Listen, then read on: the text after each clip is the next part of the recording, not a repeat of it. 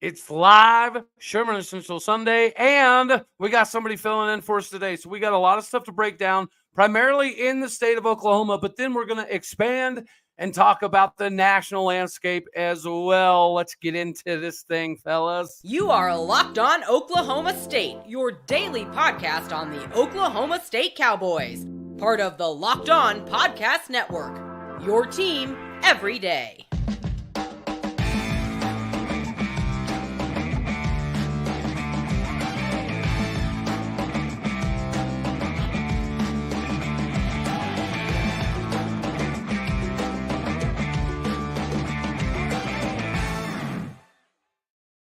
Howdy, y'all, and hello, all. Welcome back to Locked On Oklahoma State, your daily stop for all things Cowboy and Cowgirl related. My name is Cody Stovall. I want to thank you very much for stopping by on this live session. Here we are on these Sundays, and we got a regular on, somebody that we're going to be doing every single daggone Sunday, our buddy Trent. And even though we're still going to have the Sherman Schnitzel Sunday operation here today, we also had to throw in another Jason because our Jason is feeling a little bit under the weather. So I feel like it's a perfect time to check in on the Oklahoma state of affairs all the way around. And then we'll also talk about the national landscape. But Trent Snitz, how are you doing today, my guy? I'm doing good, man. It's good to be back on. I know it's been a while. It's been hectic in the last 2 months, but we're back and we're in business. So it's good to be back. The hat is gorgeous. I'll swing up to you. Jason, how are we feeling today, brother? Man, I'm feeling good, Cody. Thanks for having me on the show, man. I'm excited Absolutely. about it. It's almost college football time. Oh, we're so close. I can feel it. I can taste it. I can smell it. I'm all about it. So that's actually a pretty good segue. It's almost like you've done this a time before once. So let's go ahead and swing right in. And I'll start with you, Trent. In your opinion, give me one Oklahoma State related and then one, it could be national, Big 12, whatever you want. But give me so far your top storyline in Stillwater, Oklahoma, and your top storyline nationally. Top storyline, Oklahoma State. Our guy, free Arlen Bruce, getting caught up in the DraftKings up here in Iowa. So we'll see how that plays out. That's not looking too good for Oklahoma State, as he was going to be a huge contributor to our team this year.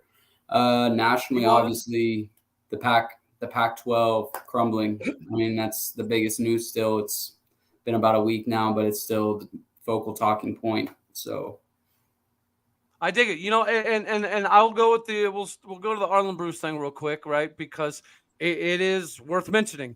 Hunter Deckers and all these Iowa State players that are wrapped up in all this, they've been catching a lot of flack, and as they should to some degree, right? Mm-hmm. And Trent, I'm obviously I'll let you make your case here, but to me, it's just like, I played the college game at such a small level, it wouldn't have mattered if I'd have betted on any daggone thing. But nonetheless, like, I get the juxtaposition you're potentially putting yourself in, right? As a player, as an athlete, if I drop one extra pass, or you know what I mean? If I run one wrong route, miss a block. Yeah, you know what I mean? It just, I don't know. The idea that it could happen is probably pretty slim. I get that. I agree with it. But nonetheless, it can happen. And if you're only $3,000 in the hole, $4,000 in the hole, not that big of a daggone deal. But that could end up $30,000, $40,000, and then it's a completely different story. So I think from that perspective, I get it. I hope he doesn't leave Oklahoma State. I hope he gets whatever suspension is coming his way, and he's able to kind of reprove himself, because you are right, man. That dude is a weapon. He's an absolute weapon. So kind of, what are your thoughts on it, Trent? And then Jason, we'll kick on up to you, Bubba.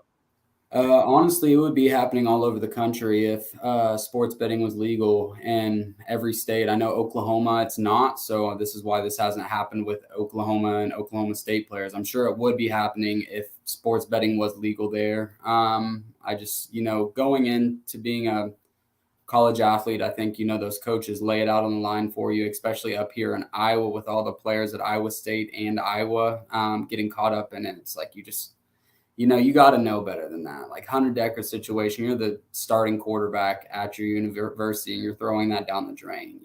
I can't. The Arlen Bruce thing, I saw a clip of him against Iowa State. Like, it looked like he was intentionally falling, so he didn't score a touchdown and making it look like he slipped. But I don't know, man.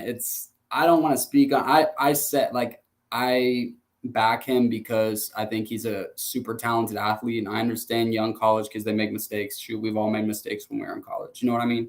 So it's going to be interesting to see how it plays out. I'm just, like I said, I'm hoping, like what you just said a second ago, that we can at least keep him on the team, regardless if we have to suspend him for however many games, because that's just potential thrown down the drain. And I feel for the kid. Like I said, he knows he made a mistake, like Hunter Deckers and all these other athletes that are getting caught. Yeah. They understand they made a mistake, but the question is that mistake going to cost them their career?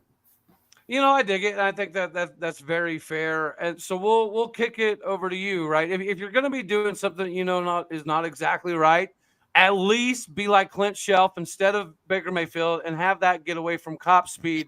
But Jason, go ahead and chime in here, my guy. What do you think? Because you had an interesting take when I talked to you earlier about some of this. So go ahead and fire away, bud. There's a few extra. I mean, I can talk about a few different things. What I'll start off with saying is that it's not even as much about the money. It's about the look, and it's about the. We've talked about this a lot before, Cody. Is that you cannot afford to have the look of impropriety in college sports, and you don't get the excuse anymore of we don't get no money, And, Right. and if you're an Arlen Bruce and you're a starter, and you're Hunter Deckers, you're a starter, you've got money. So you don't get to use that excuse anymore that you needed the money and that the NCAA is screwing you over, and which we know the NCAA will screw you.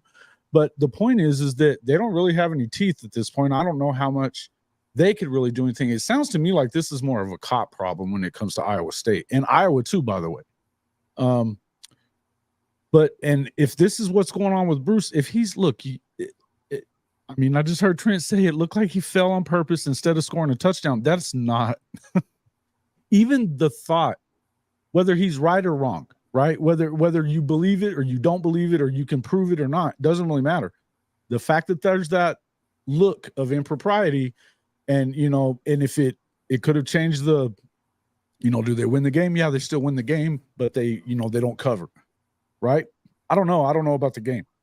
Well, in fact, I think just the fact that he's wrapped up in this, in and of itself, it makes you question plays like that. Like it could have been 130,000% that he simply fell down, right? All over his but who cares? Yeah.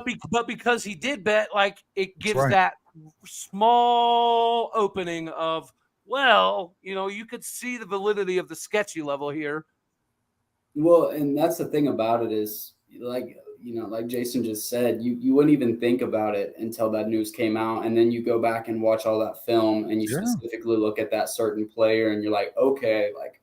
Y'all remember Blue Chips, that movie Blue Chips, where he's going back and he's watching over the film and all that stuff. And he's like, who's shaving points? Who's shaving points? Right. And the thing about it is, it's not even just the football. Like I know Iowa, they have athletes in multiple different sports getting in trouble. There was, I think I read a wrestler who bet like many thousands, not just like an Arlen Bruce or a Hunter Decker, like a couple thousand, like he bet many thousands.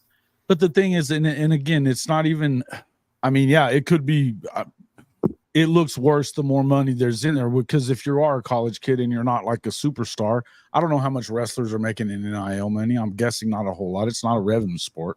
Oh, and Iowa, I know it's a big deal there. Yeah. And I get that.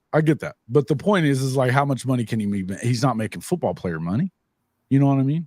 That's a good question. That's something I'll definitely have to look into, because now you brought that up, I'm curious about it. Because it kind of makes you wonder. But the bottom line is that the fact is, if it's something that can be bet on, because whatever it is, and you can affect the outcome, then you just can't have it. And if you think about the fact of all these years that they wouldn't allow professional sports to be in Las Vegas, right? Because there was, because that was where the only place that you could sports gamble at that point, there in Atlantic City.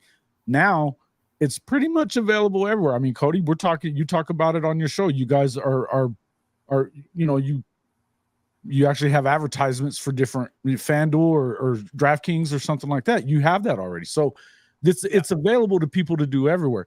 When you have that ability to do that, there's always going to be somebody who's going to try to beat the system, and kids are vulnerable to it. What it makes me want to know is what the hell's going on with Matt Campbell? What's going on with Mike Gundy?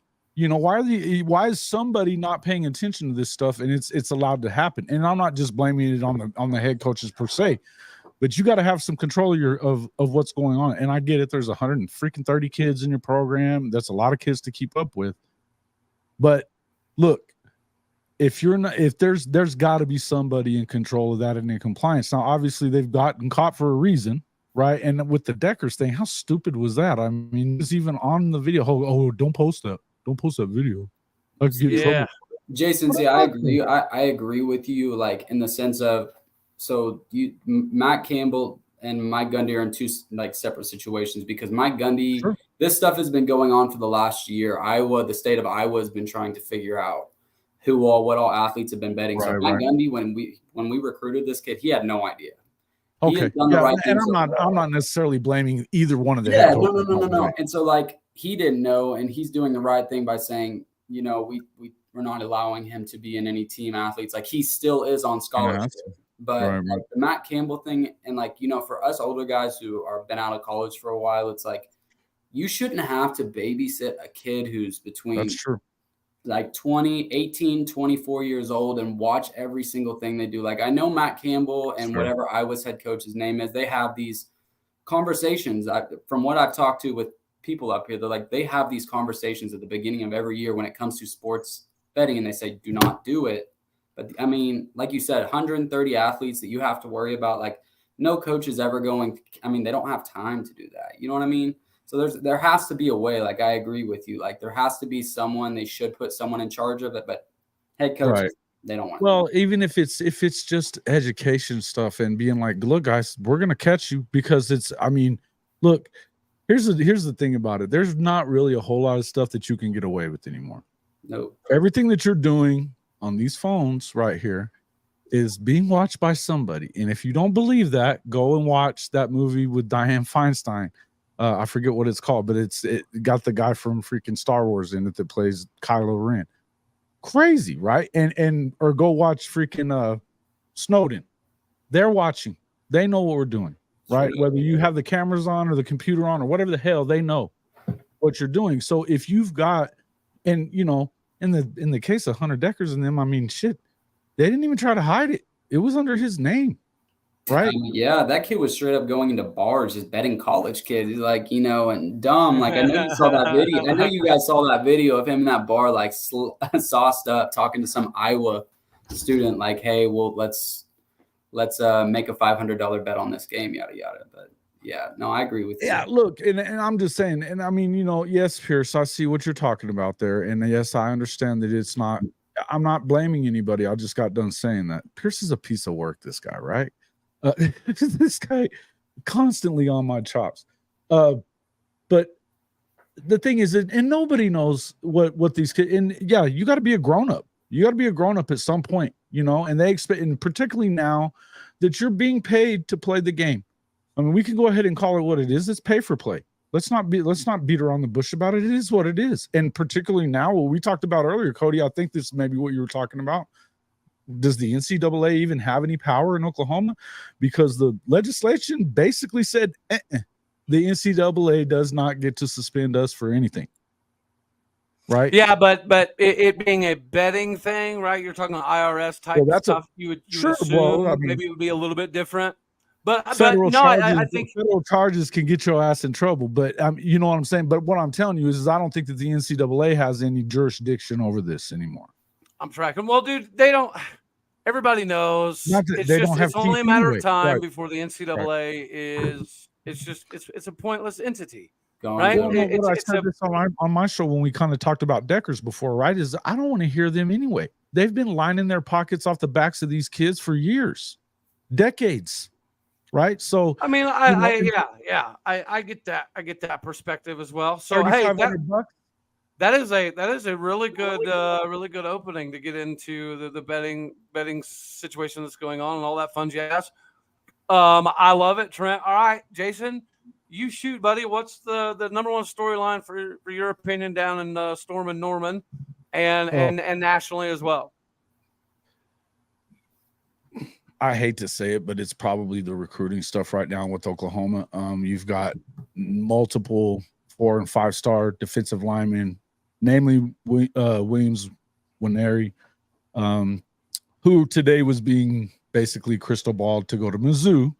I'm not sure that I buy that, even though it was from Wilfong. And Wilfong is right a lot of the time because he changes his freaking mind at the last second when he hears about who it's really going to be. So we talked about what we thought about the, another thing that should not have the look of impropriety, and are these recruiting services, and they look terrible a lot. I mean, they just do. But I don't know what's going to happen with him. I think that it's gripped Oklahoma fans this afternoon, even just in the last few hours. We were watching our buddy Jay at Unfair Sports, and they were having to talk everybody off the ledge. So it's a big problem. They're worried that he is going to go to Mizzou. I think Eli Drinkowitz and that Missouri collective is dumping every last cent they have into trying to get him to stay. The good news would be that and this is what I tried to tell one of them earlier, was that you're in with, there's 6 guys that have them in their top 3. 6 that are blue chippers, defensive tackles, defensive linemen, Nigel Smith and David Stone and, the list, David McKinley. Then you've got I think probably one of the biggest ones would be Danny Okoye, from right in the state, so these guys are also, if you got any two of these guys, and hats off on Jaden Nickens. Jaden Nickens, don't you wish Oklahoma State had these problems? No, and this is what I'm talking about. I was about to ask, buddy, what do you think? What do you think is lending itself to the trend that OU is a hotbed for recruiting right now? Because Lincoln Riley did say, did he not, that you can't really get all the big time guys, which is a stupid statement because Bob Stoops got big time guys all the time. Lincoln Riley, from an outsider looking in, was saying anything he could to make his move not look so bad. Like OU could honestly probably go out and get anybody that they wanted if they really. You saying something like that, like you got to know that there's a good chance it backfires. Mm-hmm. No, for sure. Like I said. Yeah, look, that's the first thing you said is you can't recruit elite talent, particularly defensive talent, to Norman. And when you've had guys that, college football Hall of Famers like Roy Williams and Gerald McCoy, who's about to be an NFL Hall of Famer, and Tommy Harris, who's probably going to be an NFL Hall of Famer, the Selman brothers. There's all kinds of guys that have been through here that are freaking off the charts. Dude, it's all about your DC. Homeboy was not. If you can get guys like Barry Sanders and Thurman Thomas to go to Oklahoma State, don't tell me you can't recruit, big time players to the state of Oklahoma. It's the stupidest thing in the world, right? Come on, man. And look at the receivers and even some of the quarterbacks that Oklahoma State's had over the years. Good grief. You know what I mean?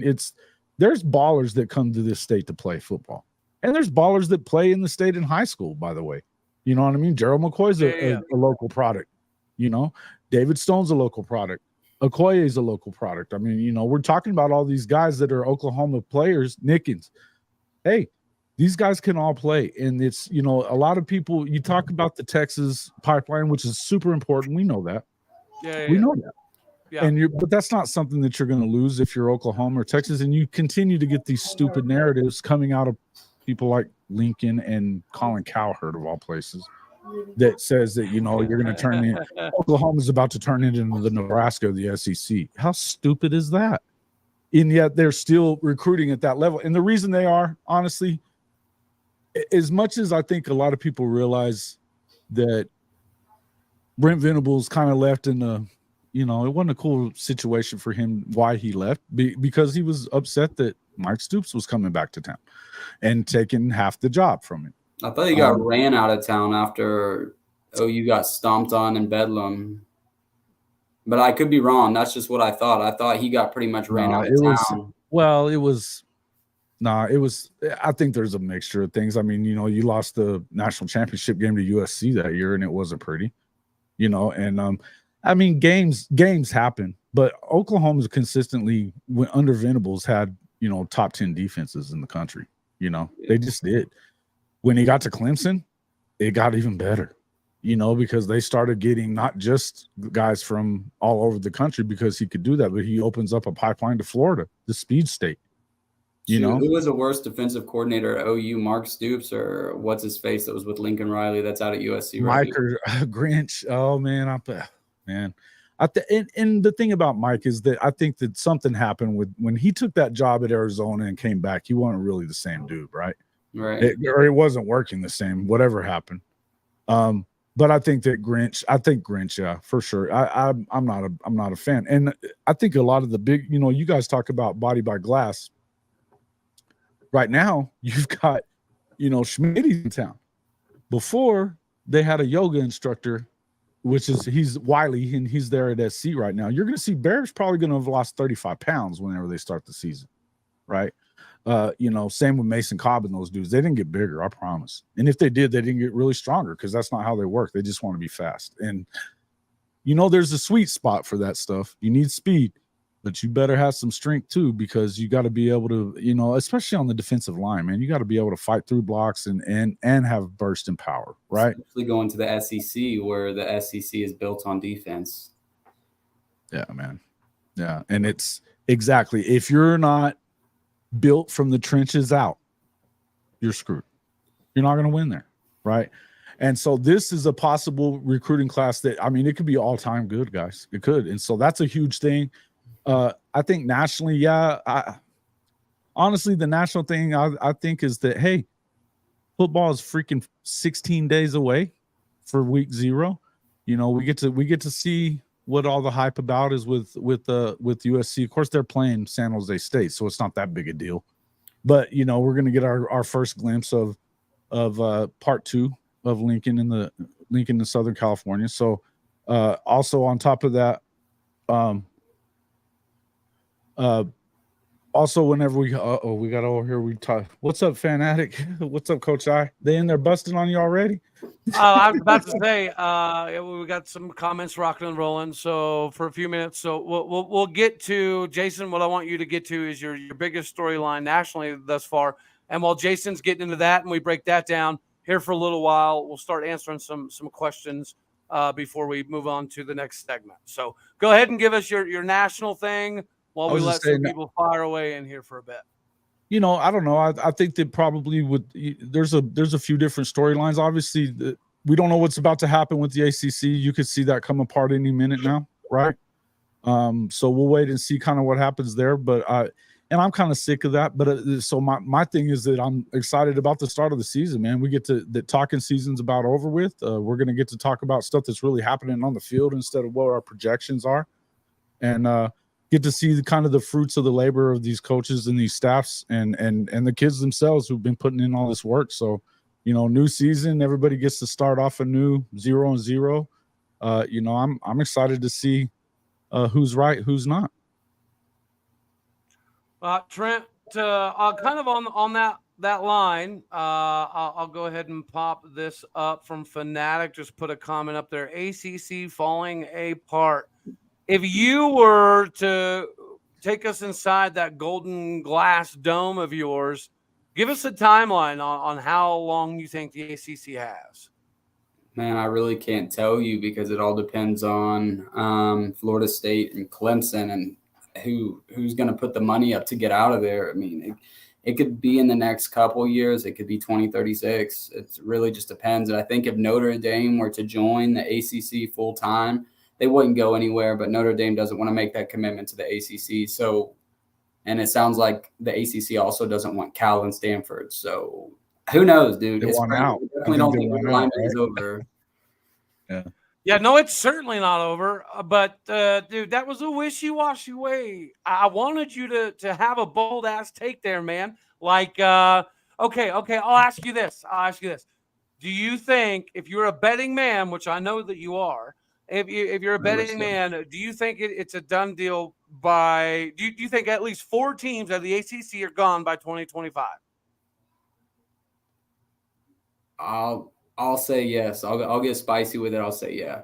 I'll do it. There you go. All right. By 2025, it could be gone by freaking 25 minutes from now. It sounds like some of the stuff you've been seeing. I don't think that's the hottest it takes really right at this point. I think that as much as we figured it was going to take years, it doesn't appear that that's the case, right, Cody? Robert, I see your comment down there, and I mean, you said the ACC can't break up, or they're going to be losing ESPN money. Bet? Any team that leaves is going to be losing money. It's just they don't care. They're more willing to look toward the future and see how much money they could be gaining. They don't care about losing money right now. I mean, that the whole not point really of your losing lineman it. is to get settled in and get to where you see yourself being for the long haul. You know what I mean? If you're making $50 million over what you're going to make in your current deal, and you can pay 10 of it a year to pay off your debt, which is what they're talking about, that's not losing money. That's gaining 40 million a year. Yeah, I get it. It's a simple thing. It's and the way that and here's the thing. What do you really lose if you're Florida State? You know what I mean? Because forget the money part. But if you're losing that amount of money per year by staying in this ridiculous contract for the next 13 years until 2036, I mean, how crazy do you got to be to do that? How long is it going to take you to fall completely behind?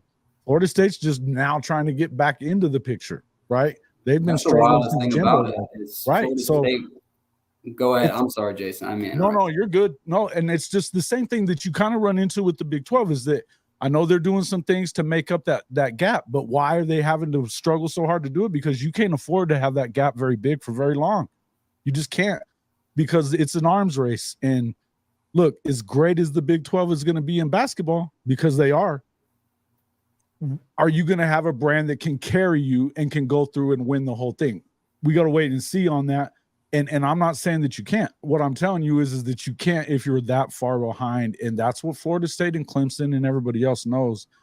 Now, ESPN doesn't have to care, but because they don't really lose money either way, they're going to end up with the money that they're going to make money off of them either way. But in the end, I mean, if you're Florida State, I don't see that you have a choice at this point. It's well worth losing whatever it is. Well, the thing how Florida State's going about it is they're not even, I mean, they haven't really said too much about the money they did in the beginning, but then they made it like, oh, we want to compete for championships. And I'm like, you guys can't even win the ACC.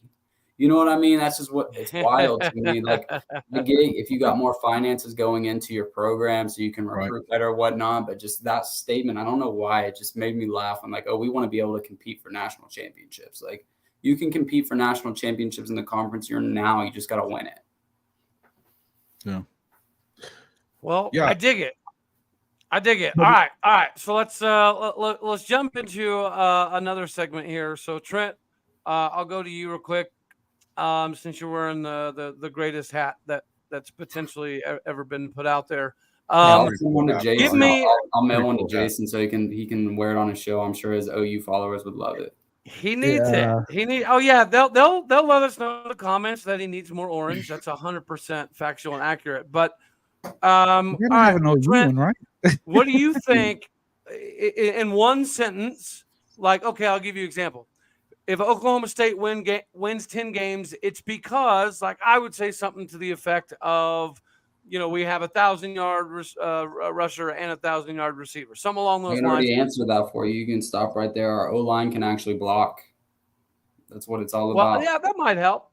But the O-line being able to block so we can actually run the ball, because we were so one-dimensional last year. We couldn't run the ball, and everyone knew we were going to throw it. So that was – and obviously with injuries, it was just it was a nightmare year, dude. But, yeah, to me, and I've talked to you about this many, many times before on Spaces and shows that we've done – it all comes down. OSU's success this year comes down to our O-line. I'm not worried about us on defense. I think even with Brian Nardo coming into his first season, I think we still have a bunch of dogs on defense. We got dudes that can compete. I'm not worried about that. I'm just worried about our offense and our O-line, especially with the new schemes that we're doing. Our offense is going to look completely different this year.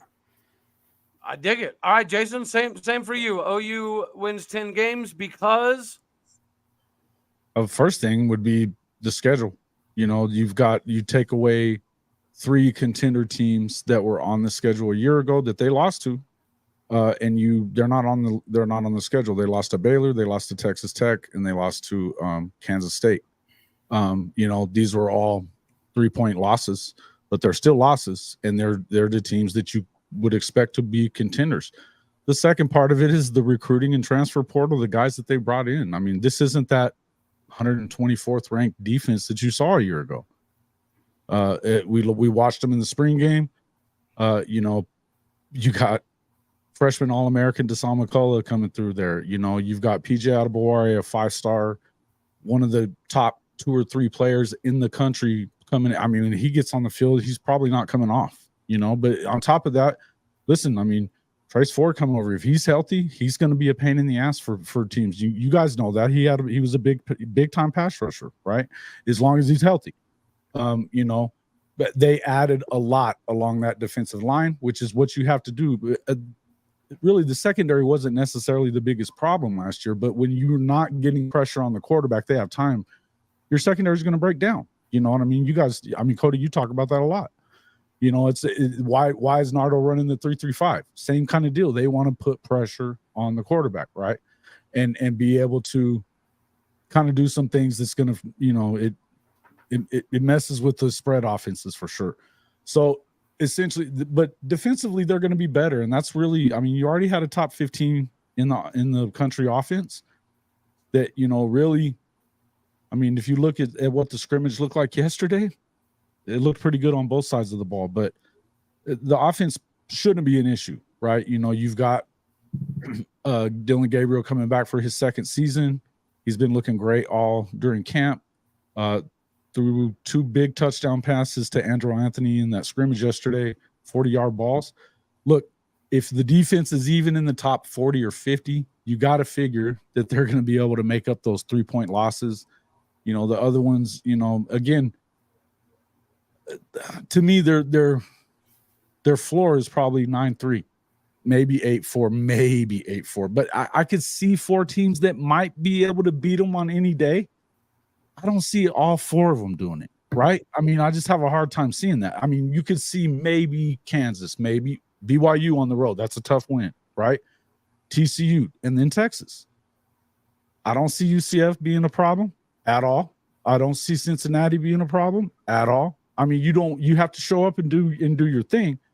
But I mean, UCF's doing a bunch of this stuff, but I mean, you know, they've been recruiting in the freaking 70s for their whole life. I mean, I don't. Hey, but they're recruiting, or even just for this. But that's not going to help them this year, though. No. I agree with you 100%. But to say, like, I mean, honestly, from an outsider looking in, to say like UCF shouldn't be a problem, you know, UCF is going to come into Norman and they are going to play that game like it's their national championship because they want to beat Dylan Gabriel. Is it going to happen? Probably not. But I wouldn't put it past them. You know what I mean? Like, the Big 12 is crazy. And like you said, OU and OSU this season both have a bunch of questions that people want to know. No one knows how OU or OSU is going to be this year. So that's what makes this year super interesting. So, like I said, OU should win the game. Anybody would say OU should win the game. But to say UCF – well, and it's at home. Here's the thing, though, and it's something that we've talked about a lot on the shows that we've been doing, is that I think that one of the biggest problems for UCF is and all you got to do is look at West Virginia. When you got to start traveling this way, and that's a tough trip for those guys, and they always talk about that it's a lot harder to travel west than it is east, right? Look, I think it's going to be an adjustment for these guys, and part of it is just the fact that, look, man, you haven't played a freaking Power 5 schedule. I mean, you play some Power 5 teams throughout the year here and there, right? Bowl games, and, you know, you might catch 1 or 2 at the first part of the year, but on a week-to-week basis, and by that time, they will have already been to Kansas and Kansas State. You know, I mean, it's not like they have a whole lot of man, I got to say, the one thing about UCF that they got kind of jacked on that schedule too. You know what I mean? It's like the toughest teams in the league that they're playing them on the road. Every one of them. Welcome to the Big 12. Welcome to the Big 12, mouth. Yeah. Mm-hmm. So it's you know, and they came in doing a bunch of that. That's the other thing. But and I'm not saying you can't lose any of these games, but Iowa State, we're just talking, we don't know if they got a quarterback, right? We don't know who they got. They hadn't been able to beat Oklahoma much anyway because they haven't had a whole lot of offense. But now you got a guy that you're supposed to be your guy. You know, yes, good question. Pierce, I'll give you this. Okay. The hope is yes. I mean, obviously they're a little stronger. They feel like they're going to be better on the offensive line. We've got a good running back duo. I mean, they're going to run the football, and yeah, I hope so. If he doesn't, though, you now have the Gatorade Player of the Year and a 5-star in Jackson Arnold that they're going to have to give him some time at some point anyway, because you know he's going to be the starter going into the SEC. Is Well, it the same thankfully we have that. Gabriel went down last year, and look what happened. They had to freaking play a tight end at quarterback in the Red River game, right? Luckily, we have that fun little rule now where they can play a few games and it not count against the red shirts. So everybody's going to get to see Jackson Arnold. Everybody's going to get to see a lot of the depth pieces. I'll hit one thing Kim said up in the comment section a little bit ago. Yeah, Kim, we really do believe we can win 10 games. It's partially because of the schedule, right? I think the only other team in the conference that definitely got an easier schedule than OU or Cincinnati would definitely be Oklahoma State. This is a year we have to take advantage of that. Offensively, it's the first time in 6-7 years we've had a legit 2 deep. We go 3 deep at 3 of the offensive line spots, both the guards, one of the tackles as well. We go 4 deep at the running back position, looks pretty good. Wide receiver, yeah, we don't have a lot of depth, so this news about Arlen Bruce definitely hurts some things. But there's a lot of things going in our favor. We play 6 teams ranked below us, and the only 2 teams that are ranked ahead of us on our schedule are OU and Kansas State, which we have at home. Now, obviously, we could get the fun stuff kicked off here by talking about that Bedlam game.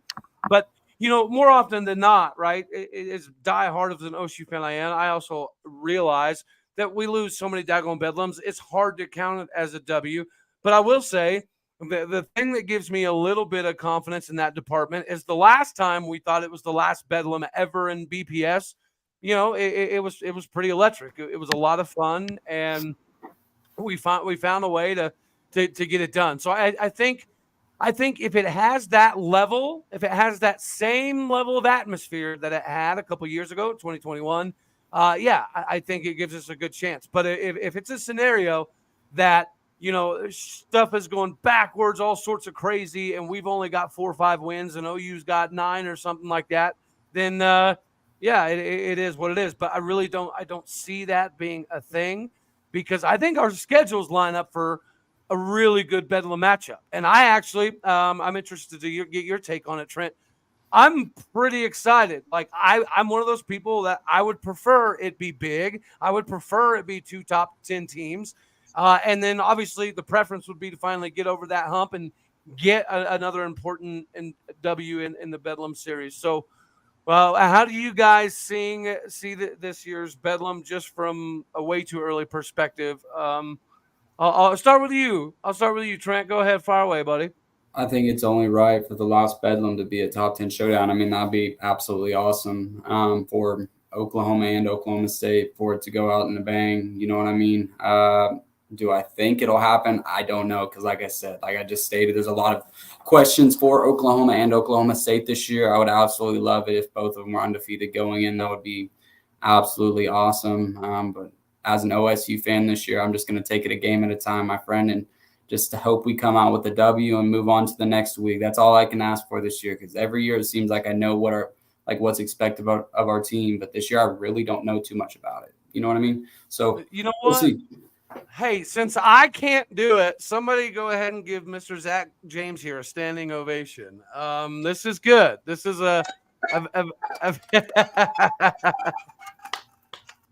That's enough of that shit. This is nice. No, yeah, dude. I think you're right. I've used the analogy before, right? Sometimes when I think of Gundy and Bedlam, I think of the daggone water boy scenario where he looks across the sideline, and you know what I mean? The coach that he's so scared of because of the playbook, that type thing. Yeah, that's why, I think it's important for Gundy this season to just throw caution to the wind, man. Just put the pedal to the metal and let it be damned. Whatever happens, let it happen. I hate it that it's the quote last one, and yeah. Whatever, man. It's easy to say whatever you want to say. I'm not going to sit here and throw blame. I don't care about it. I think something needs to come together, because here's the deal. Everybody's got to play out of conference games. Oklahoma State needs out of conference games. I don't care what he's talking about, that they're freaking got it. We've seen the schedule for the next 2 or 3 years. It's kind of booked. You know what? The state would buy the shit out of these, these other squads that are, Oklahoma's got to play against Maine or somebody to fill it out for the next couple of years. You know what I mean? One of the ones that they just came up with, and everybody's talking smack about it. There's not a lot of teams left, right? Well, buy them both out and freaking play the game. And I mean, we talked about it before. Why not get the legislature involved? I don't care who did. And you know what? Here's the other thing: if you're trying to sell this league and you're Brett Yormark, why are you not talking to Gundy or whoever the hell you need to talk to and say, hey, you know what? Suck it up, Buttercup, and let's play the game. Because every other year we'll get to sell it on our end. Right? I mean, come on. So yeah, I agree with you. I think for it's sure good. think it's a lot better for the state of Oklahoma if OU and Oklahoma State continue Bedlam, because it's obviously going to be continued in every other sport. I mean, it's just Right. football, and I know like other schools are having to deal, like you just Oregon going to the Big Ten and leaving Oregon State behind. Like, man. Yeah. I mean, they're going to try to figure that out. I know Oregon State fans are really upset right now, like saying we don't want anything to do with Oregon, but it's for the state. It's something that needs to be done. It's just the timing of it all. When it happened, it's just bad because I know Oklahoma State, we have Arkansas, Oregon, and Alabama on our upcoming non-conference schedule in the next 7 years. So but I hope they can figure it out. And I would rather play more than one Power 5 conference school, or is that what we're talking about? That he doesn't want to play more than one Power 5 school, essentially. And I'm not going to sit here and freaking blame anything on, and I could, because I feel the way I feel about it. But I don't care who's at fault. I don't. It doesn't matter. I mean, you can blame it on Oklahoma if you want to. Who gives a shit? They know. I know that you want to play the game, and I know that people in Oklahoma want to see the game. And most people, I know that there's a segment of Oklahoma State fans that are like, man, we're sick of seeing it. And I get that. But here's the thing. To me, I feel like, hey, I don't know of another coach anywhere that would approach the record that he has against anybody else and get away with that crap, right? No matter who the opponent is, especially not a big-time rival, right? Jason, what's the clownish take is that you're going to make it about that. It's us crying about it. No, I think that this is for the fans. And the reason you just want to pull me into talking some shit here, don't you? The reason why you guys are Okie Light is because you don't want to play games like this. Because you're afraid to play this game and you know what? If you win or even come close to winning this game, it makes you look a lot better than what it's going to look playing Central Michigan. Okay, it's going to make you look a lot better. And and Gundy looks weak with all this. You know what he did? Him going to Big 12 Media Days and freaking immediately going there without even really being asked about it. Jason, come bro, on, bro. I'll jump on it. He's not just going to come out. And see, that's the thing that, okay, so like I see your perspective, and I'm not here to get in an argument with you because we could go on for hours about this. We could. So whenever Gundy got asked about this last year, like OU fans took it as in like Gundy crying, but Gundy, if he wasn't crying, bro, he's just fucking annoyed. I mean, think about all the people that hit him up like, oh, what's going to happen? He didn't go to the SEC with him, and I get that. I understand that they didn't get pulled along with them. So no, and it's not, dude. It's not even that. I think it's more of just constantly like people ask, "What's going to happen with Bedlam? What's going to happen with Bedlam?" It's more of getting fed up. I don't think it was him crying about it. He just simply said, OU made their choice, and that's great. So be it. You know what I mean? He was just over it. That's how I perceived it. But I mean, like I said, your rival is going to make it into something more than it is. You know what I mean? Talk about keeping my coach's name out of your mouth. You know what, dude? I wasn't the first one. I wasn't even the one that asked it at all, by the way. I didn't ask it. Okay. Coach did. But he asked it after there was another guy that asked him. He wasn't asking about that. Gundy was like, I guess you're talking about Bedlam. And he said it first. And then Coach Roybal, not me, is the one that asked him about, would you play it out of conference? And that's all he did was ask that. So you want to say whatever you want to say? You guys can sit there and be pissy if you want to, Jason. I don't care. I don't care, man. It doesn't bother me. And it's not hurting Oklahoma as much as it is going to hurt Oklahoma State. I'm telling you need to get the two game. Jasons in on like a 1-2 battle, baby. Play the game, I man. know, but how weak does it look to run from this football game, guys? Cody, you said it a bunch of times. Why? Why are you? Well, no. I don't like Gundy's perspective on it. Right? I don't like the idea of saying that we'll never play it again. I think it's pretty dumb. I think it makes it look like you're running. But I also understand the idea that, I mean, I think he's overplayed the hand that they did this, and if they wouldn't have done this, I think it had some life in the beginning. But I do think that it's overplayed, and I do think it's not a good look. He did bring it up. The but other I'll guy tell you didn't this. bring it up. no matter what, I would venture to say that sometime in the next 6-7 years, there's going to be a time that we meet up in bowl scenario. It's just I feel like it's inevitable, and I feel like if there's a time in the next few years that we're both top 12, top 15 teams, the committees are going to try to put us together, and I can't flip and wait for it. That'd be great. That'd be great. But I think that they should play every year. I don't know why you wouldn't. And I'm telling you, I agree. If you're trying, I mean, but I also every other year you're getting to have a home game hold there. on, That's good for on. the conference, is it You said not? it was only a couple years. I know that our contracts are done currently through 2028. We have two. Semi openings, but there's already booked for Tulsa. You could pull Tulsa out of those two slots, and I agree with you. Couldn't make that happen. That couldn't be made to happen.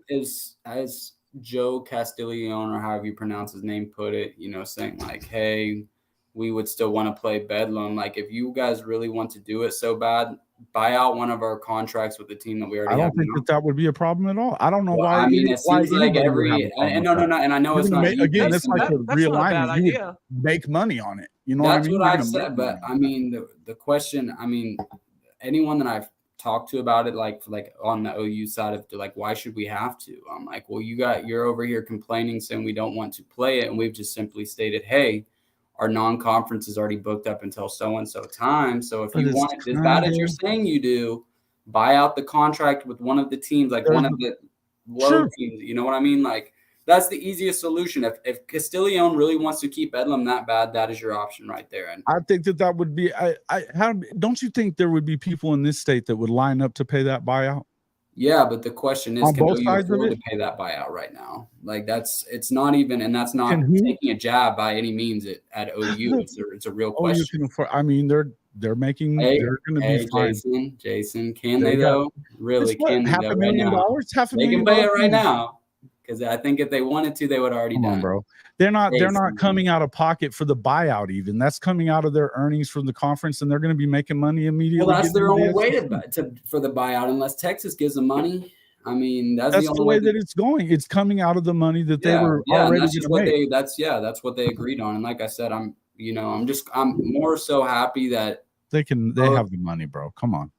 But hey, Jason, I mean, if they don't have it, I'm sure they could probably they could get it in the future. No, they could get it in the future. I'm not doubting that. I'm saying right now, though, they would absolutely they could, dude. Don't be crazy. You know better than that, dude. They got plenty of money. They just freaking funded a $200 million upgrade to the freaking practice facility and stadium.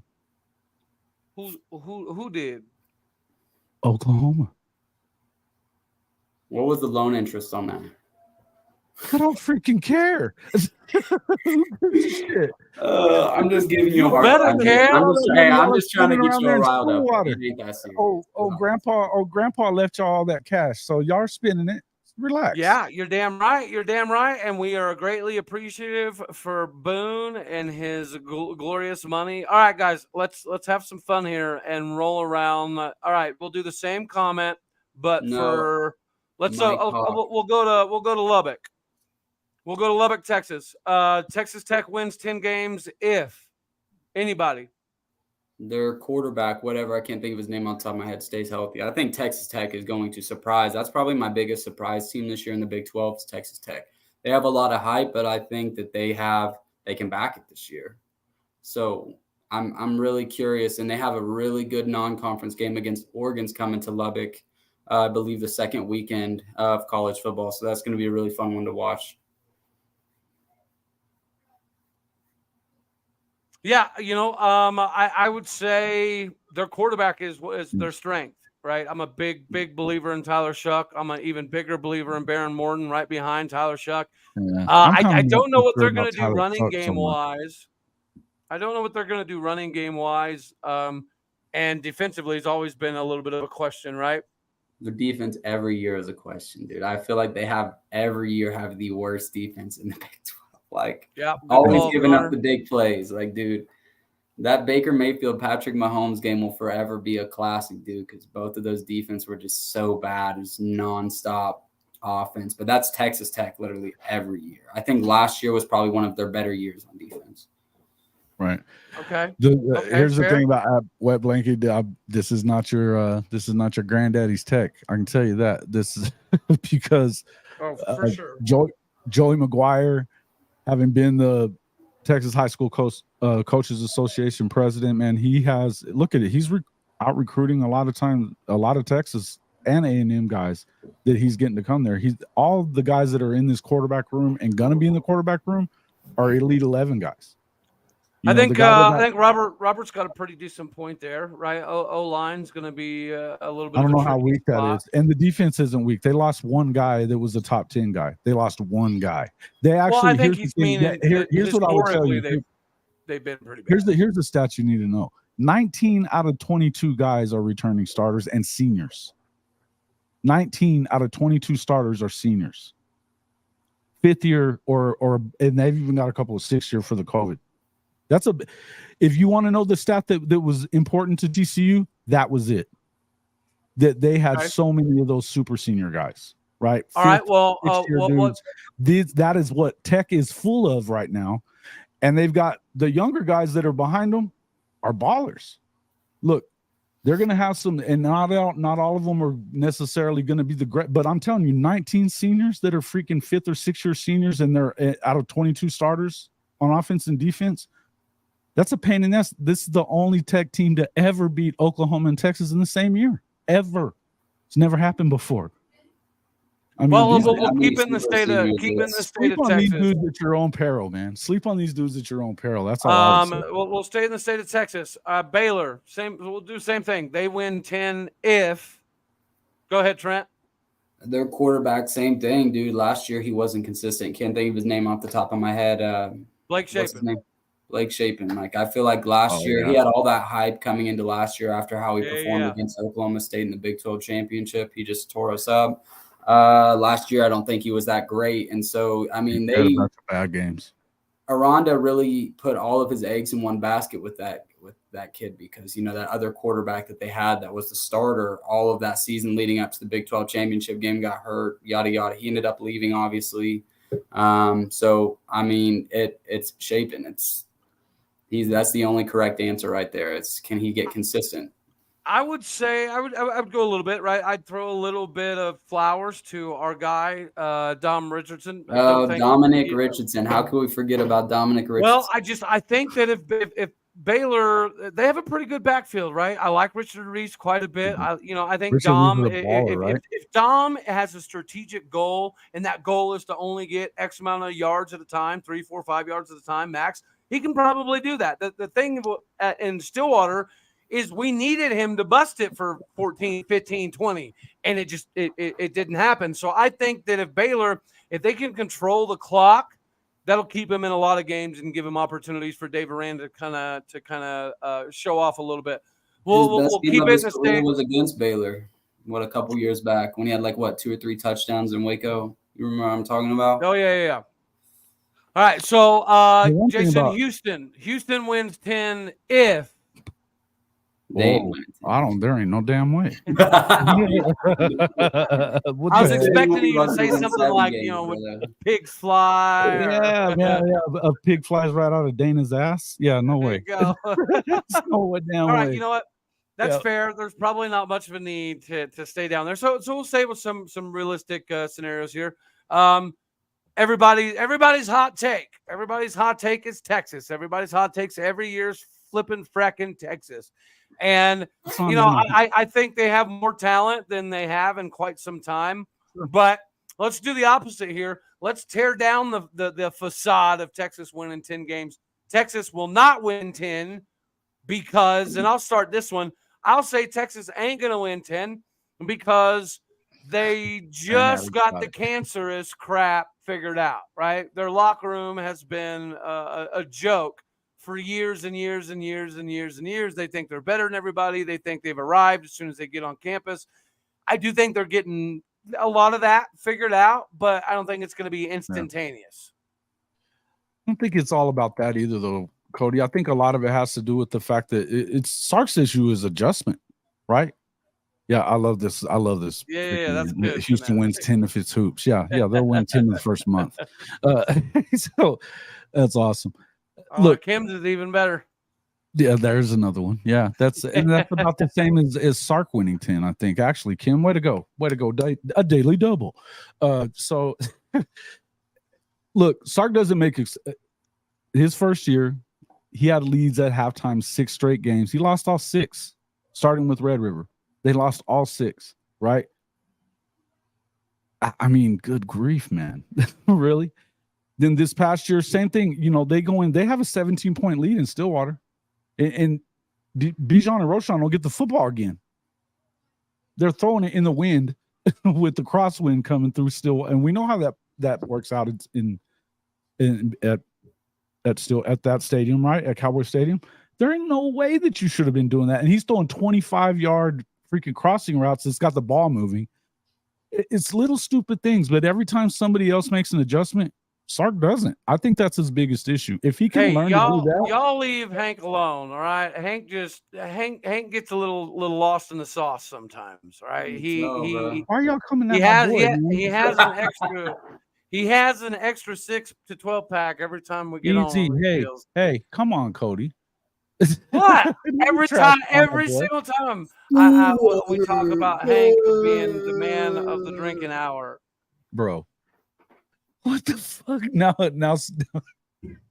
Now Trent's doing it. Here we go. I'm just messing around, but hey, so let's get back to it. So my take on Texas is I think they're not going to win 10 games. I think Jason made a really good point about Sark. It just does seem like he has a hard time adjusting in big game situations.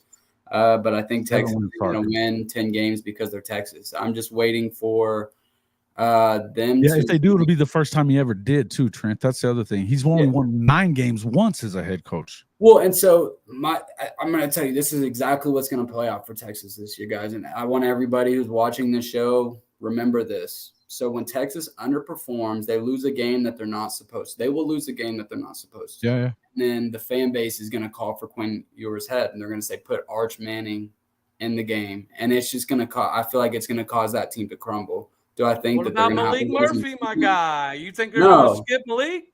I mean, they could, but I mean, look at all the hype behind Arch. That's I hope they skip Malik, bro. Yeah, no, Malik looks like a dog. Yeah, he is. He looks big, but I think Texas overall most definitely has the most talent in the Big 12. They almost do every year.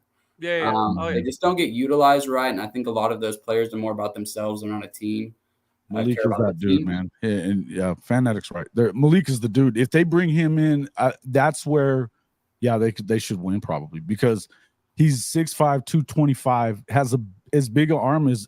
And listen, not to say that Quinn doesn't have a big arm. He's an NFL guy, right? He is.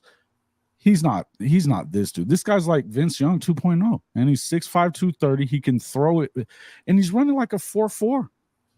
He's a baller. It's scary to think about him. You don't want to see that dude in the lineup. I don't want to. Right. That's one thing I'm jealous about OU this year is they get to play Texas. I'm very upset we don't get Texas because that's always an easy W for us. You know what I mean? Like it sucks. It stinks, but no shit against Texas, guys. I know I have friends that are Texas fans. I just had to throw that in there, but for real, that is an easy dub for us. So yeah, that would be funny. We want Arch. We'd love to see Arch. Yeah, because I want to see how, look, his name, I think it's clear that he wasn't the number 1 recruit in the country, right? He wasn't the best quarterback in I mean, quarterback. You're talking about Spencer Rattler. Sorry, I saw that comment down low about Spencer, so that because I thought Spencer was the number 1 sure that, recruit too. Look, man, he's not my favorite OU quarterback ever. I'll just say that. Not a big fan of Spencer Rattler, particularly since, what happened over the last year and a half. So, yeah, I mean, to me, you don't want to see Arch, though. Or you want to see Arch before you see the freaking Transformer kid. I mean, Malik Murphy's the guy, but I think that Arch, he played at a 2A school. He never went to camps. We don't really know that much about him. We know that he was playing JV squad. Bro, look at this. Arch is the next Ryan Leaf. That's a take, bud. Who That's said that? Take. Who's the next Ryan Leaf? Yeah, bro. That's harsh. Alrighty. That's That's going Texas trolling right there, buddy. stab. Bro, is there any Texas fans in here right now? Probably not, but I'm curious. Oh no, and that's what Jason's talking about. Me, sour grapes. You guys are, you got a lot of love for Texas, right, Jason? Oh, Jason loves Texas. Yeah, Jason, you know what? He would go to Oklahoma State. Big Texas guy. That was a take by the ACC guy. Oh shoot, that'd be funny if you think Oklahoma State would get. Wouldn't he go to like your rival first, coach? Don't you think he'd be going to Florida instead, so he could go up and play against Georgia? It'd be just the kind of guy that go Billy Ball go after.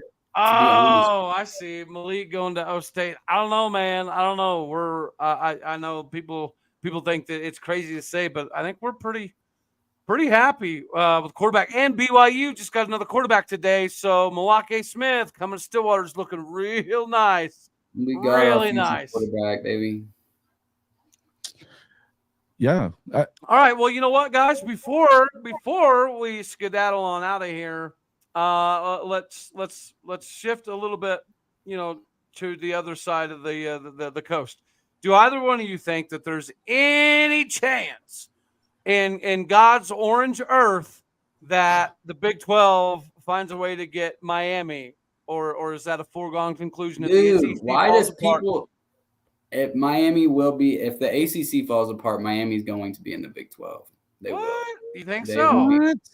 Dude, I don't think the SEC would allow that. Okay, the SEC ain't gonna let that happen. Bro, they will be in the Big 12. No, they'll be in the Big 10 before they get in the Big 12. There ain't no damn way.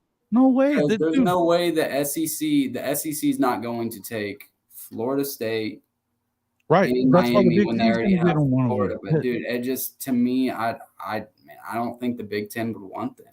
I think Miami's culture fits. I don't think the Big 12. And I said the same thing about Oregon. Like, granted, Oregon went to the Big 10. Like, they got their money, whatever.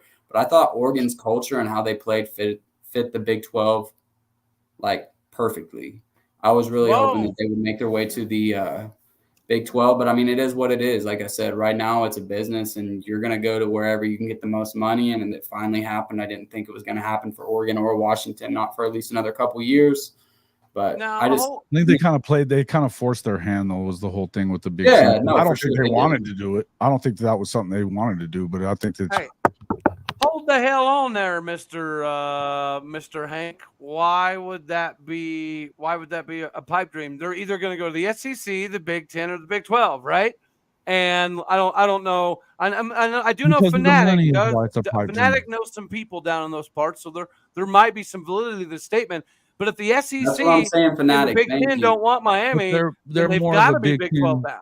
They're AAU. They're more of a Big 10 fit. They've always kind of seen Miami as more of a Big 10 fit. I feel like the Big 10 is going to look at Miami and think that whole university is shady just with how their past is on. They don't care. AAU, that's all that matters. Listen, look, right? He's saying, right, Trent is right. SEC not high on FSU or Miami. I could see FSU going to the Big 10, but I don't think Miami will go to the Big 10. But like I said, if I'm wrong, we'll have this discussion when it happens. We just have to wait it out. I think Clemson is the only one that I would guarantee is an SEC school. Yeah, for sure. And I could see Virginia being another one, maybe even Carolina. But to be honest with you, yeah, no, I think he's about right. I think what I would tell you is the whole thing, and I think you back me up on this one, Coach I, is that for a lot of years, Coach Bowden and the SEC kind of went back and forth of, I'm not coming.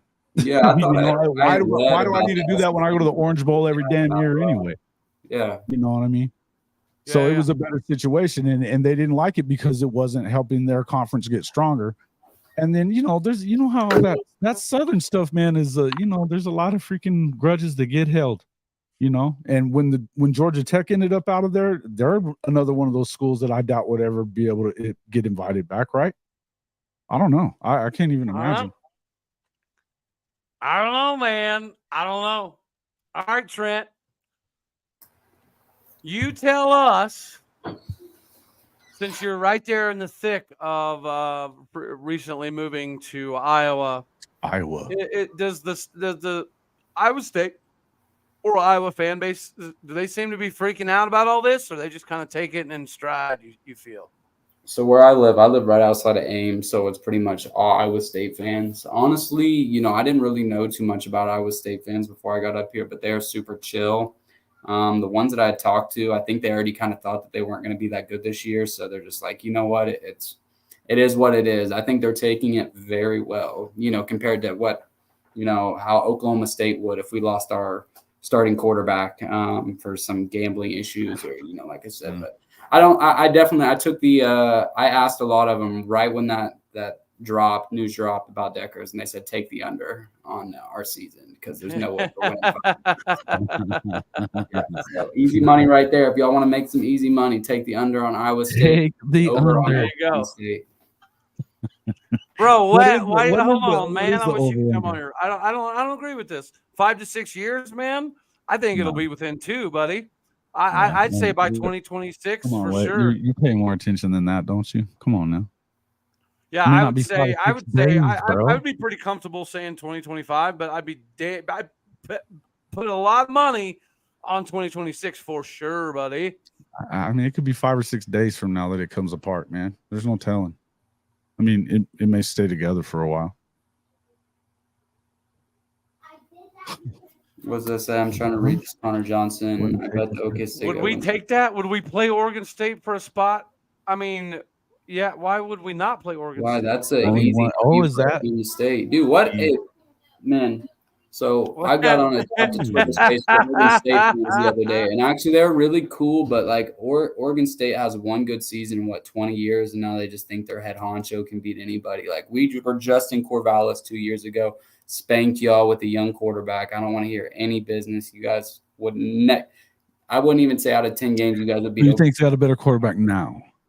What's up? Who do you think's got a better quarterback now, though? Ukulele is overrated, and I'm gonna laugh so hard when. Easy. No. Bro, Jason. He's in a better system now. He has a better system now, but I don't. Okay, so I'll give Oregon State that they probably have a better quarterback right now because I don't know much about our quarterback. But regardless, isn't he was the number 1 quarterback in the country, bro? Come on. He lost his starting position to a freshman, my boy. He ain't no number 1. Right, by the way, hey, come on, dude. Come on. Dude. Jason. It wasn't about him, bro. It was not about him. That was Streeter, and the fact that they were not recruiting the same type of receivers that they had before, bro.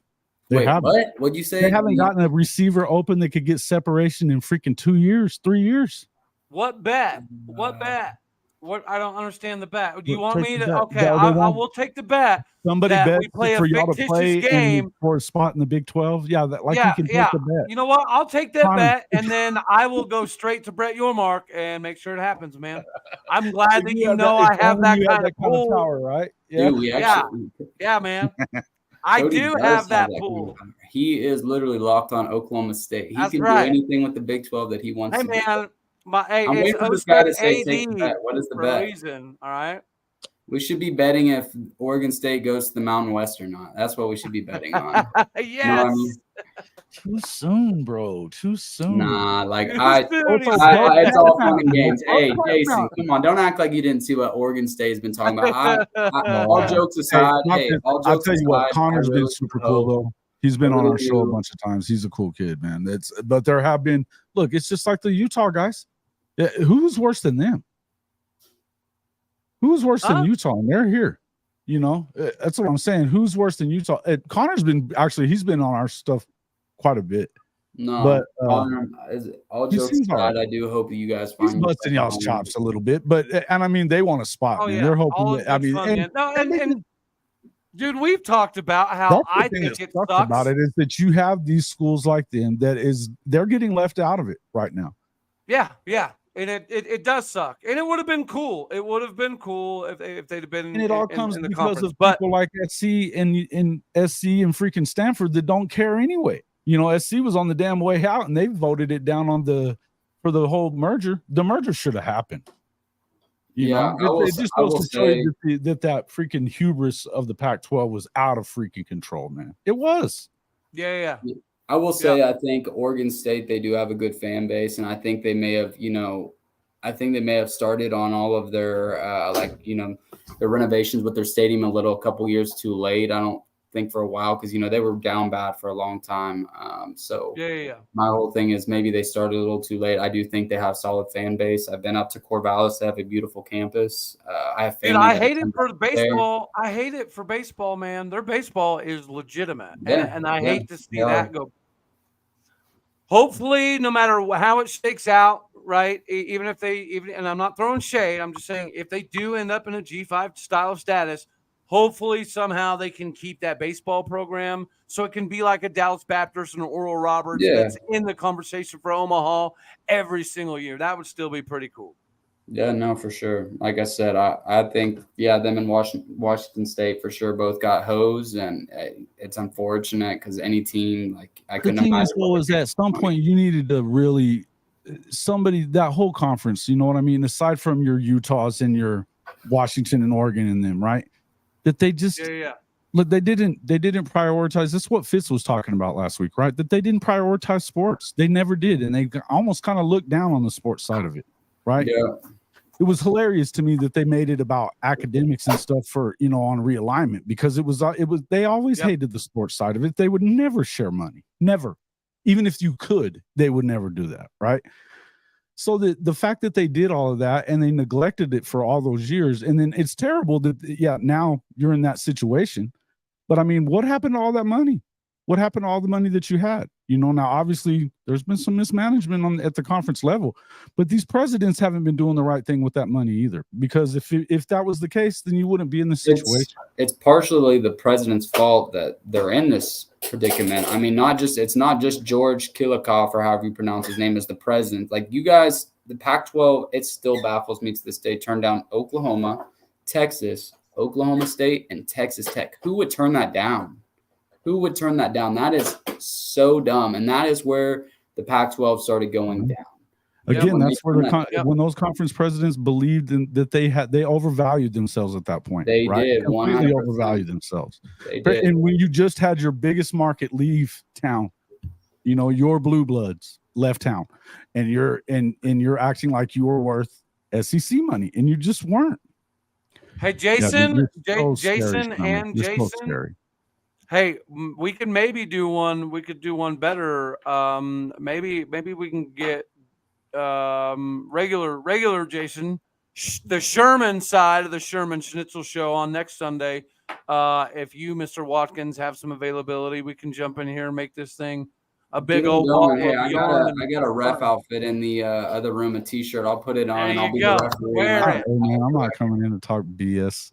All right, guys. Well, hey, I got to get off here. Yeah, I got you. I was actually about to just say, Jason. Trent, let the fine people out there know how they can see you, how they can find you, how they can track you down, since you like to hide. Just on Twitter, that's the best way. Trent Snitz, name right now is Free Arlen Bruce, or Arlen Bruce is innocent. Free my boy. He's innocent. He didn't do any of that gambling. He's gonna be ready to go. But best way to keep up with me is honestly Twitter, man. That's where I do all my interactions at. That's where I watch Cody and Jason's content whenever I'm not on their shows, even though I make the shows 10 times better. You do. You're a heck of a guest, man. I don't know why you haven't been on more of them. No, I mean, we started doing this thing, but like I said, with me moving up here, this last 2 months has been super hectic. So I'm just glad we could start it back up. But yeah, man, I'm always down to be on anybody's show. If you got something good to talk about, we'll talk about it. Trent just called you mid. He just called me mid. Who called me mid? Jason, come on, man. Jason's just Jason, man. Jason. Hey, I know you're messing around. It's all right. Yeah, I'll tell you what. I'll jump into one of those spaces. Just hit me up. You saw what my on Twitter. You can find me at JW_HOF. HOFmedia.us on the web, and the YouTube site is just CFB-pod. So come check us out. Hall of Fame Mafia, thanks for coming in and checking everything out. Hey, tomorrow we actually have DJ Uwe Ungalele's dad, Big Dave, is going to be on the show tomorrow night. Big Dave. Yeah, Big Dave's going to be on the show. So everybody tune in. We'll be talking a little bit. Hey, our boy here that was just in here, where's he at? Cool.